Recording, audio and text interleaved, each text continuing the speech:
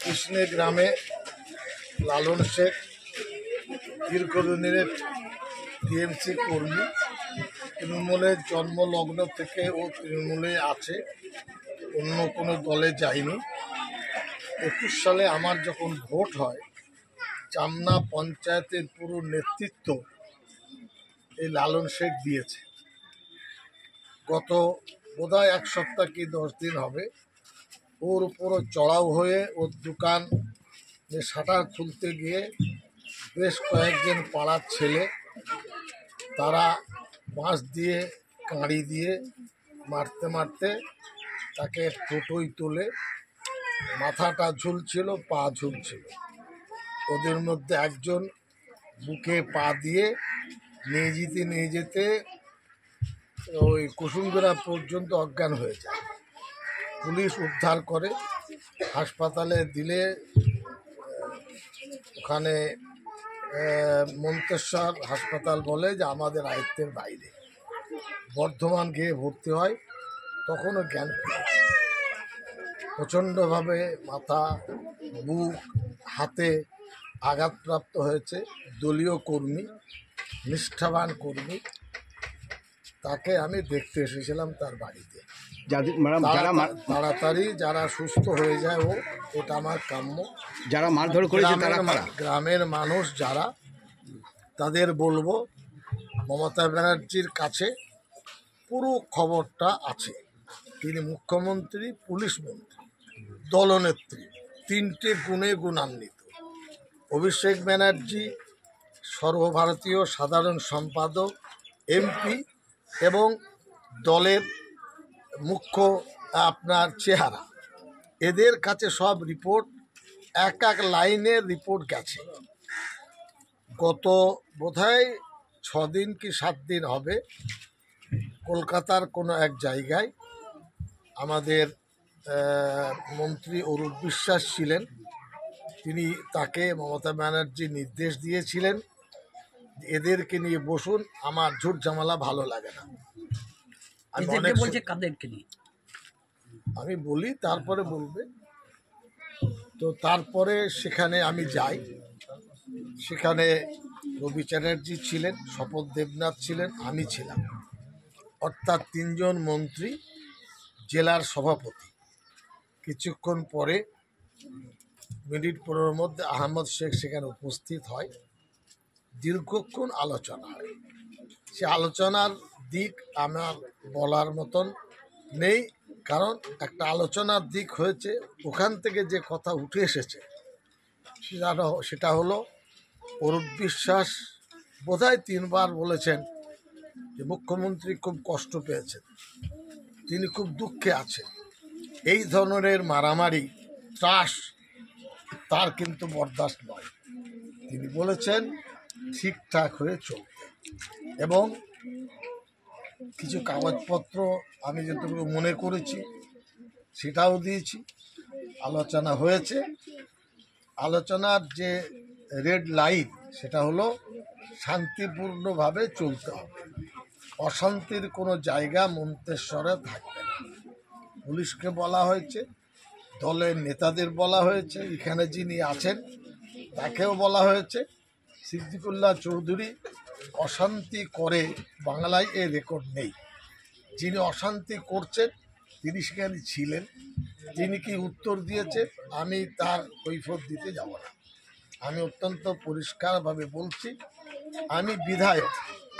বলা হয়েছে মুখ্যমন্ত্রী বলেছেন বিধায়ক হয়ে সব জায়গায় তিনি যাবেন যতদিন ভোট না হয়েছে, অর্থাৎ মন্তেশ্বর মেমারির প্রতিটি গ্রামে, প্রতিটি এলাকায় তিনি ঘুরবেন, কোনো বাধা প্রাপ্ত হবে না।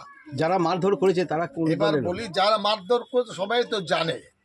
এই গ্রামের ছেলে যারা আগে বিজেপি করত, পরে সিপিএম করেছে, তারপরে টিএমসি ঝান্ডা ধরেছে, তারাই তো লালনকে মেরেছে। লালন কি কোনো দলবদল করেছে? লালন তো বলেছে আমার অপরাধ কি, আমাকে মারছো কেন, তোমরা তো গ্রামের ছেলে, তোকে মারছে কেন পরে বুঝবে। মাথা ঝুলছে, পা ঝুলছে, বুকের উপরে হাঁটু দিয়ে চেপে এই বর্বরতা এটা দলের আশকারা না থাকলে সম্ভব হয় না। তারা শাস্তি পেয়েছে, আরও পাবে। আমি দুঃখিত, গ্রামে অনেকেই অসুস্থ, অনেকেই ছিলেন না, তাদের নামেও মিথ্যা ফৌজদারি কেস হয়েছে। এটা প্যারালালভাবে কেস তৈরি করা হয়েছে, এটা ঠিক নয়।